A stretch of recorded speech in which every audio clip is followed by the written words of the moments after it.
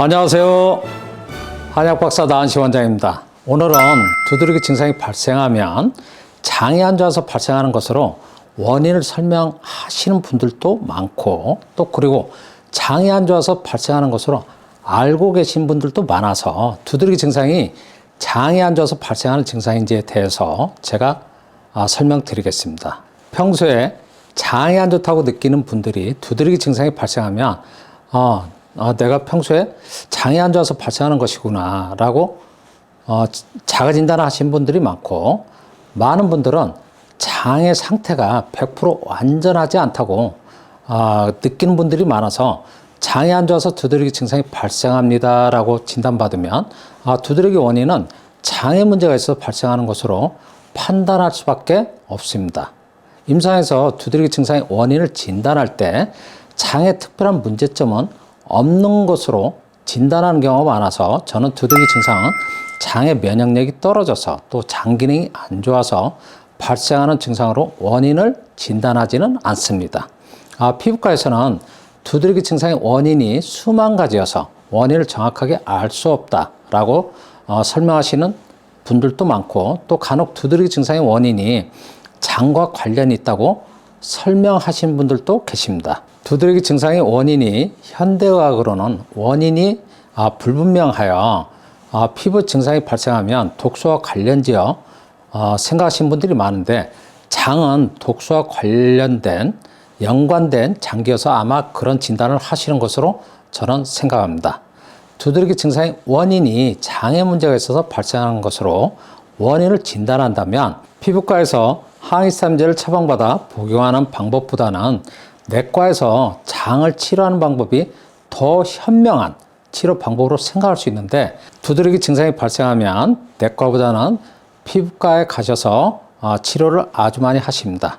간혹 두드러기 증상으로 피부과가 아니고 내과에 가서 치료하는 경우도 있는데, 내과에서 장에 문제가 있어서 두드러기 증상이 발생하니까 장을 치료하자는 그런 설명을 들어보신 적은 여러분들은 없을 겁니다. 내과에서도 피부과와 같은 치료 방법인 항히스타민제만 처방을 받을 뿐이지 다른 내적인 건강에 문제가 있어서 두드러기 증상이 발생하는 것으로 설명을 하시는 내과 선생님도 안 계시고, 또 그런 설명을 들어보신 분들도 없을 것으로 저는 생각합니다. 장이 안 좋다고 생각하신 분들은 한약인 체질의학으로 보면 대부분 소음인인 경우인데, 소음인은 체질적으로 소화 기능이 약한 체질이어서 식사도 항상 과식을 하지 않고 일정량만 섭취하고 장의 기능도 떨어져 있어서 일반적으로 과민성 대장증후군이나 음식을 조금이라도 잘못 섭취하면 소화가 안 되거나 변이 묽어지거나 또 설사를 하시는 분들이 많습니다. 장이 안 좋은 증상은 장에 문제도 있겠지만 소음인들에게는 체질적으로 발생하는 증상이어서 평생을 장의 문제점에 대해서는 본인이 겪어야 되는 일상적인 습관처럼 나타나는 증상으로 생각하시고 지내신 분들이 아주 많습니다. 그러면 두드러기 증상은 체질적으로 보면 소음인들에게 많이 나타나야 하는데, 원래 체질적으로 장이 안 좋기 때문에 그런데 임상에서 보면 소음인보다는 태음인에게서 많이 발생하고, 그 다음 소양인 또 소음인 순으로 증상이 나타나는 것을 저는 확인할 수 있습니다. 그리고 체질과 무관하게 장이 안 좋아서 매일매일 설사를 하여도, 또 변비가 심해서 아주 많은 고생을 하여도 두드러기 증상이 발생하지 않는 경우가 아주 많습니다.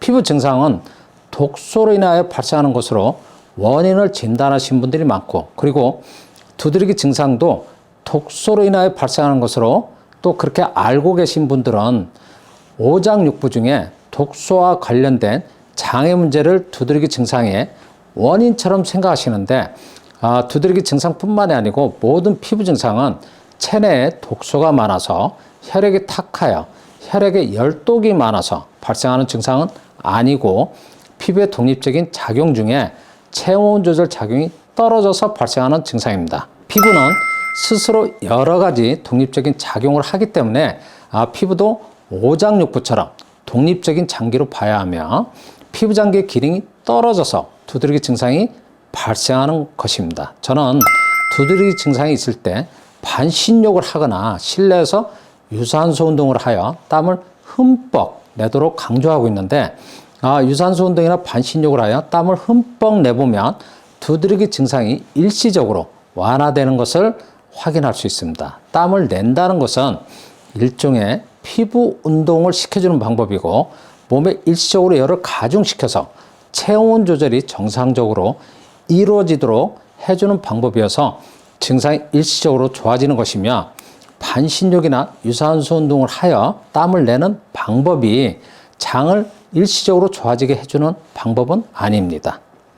두드러기 증상의 원인을 장의 면역력이 떨어져서 장이 안 좋아서 등등으로 진단하는 경우가 많은데, 저는 두드러기 증상의 원인은 피부의 독립적인 작용 중에 체온 조절 작용이 떨어져서 발생하는 것으로 원인을 진단한다는 설명을 드리니까 여러분들 참고하시길 바라며 오늘 제 영상을 시청해 주셔서 감사드립니다.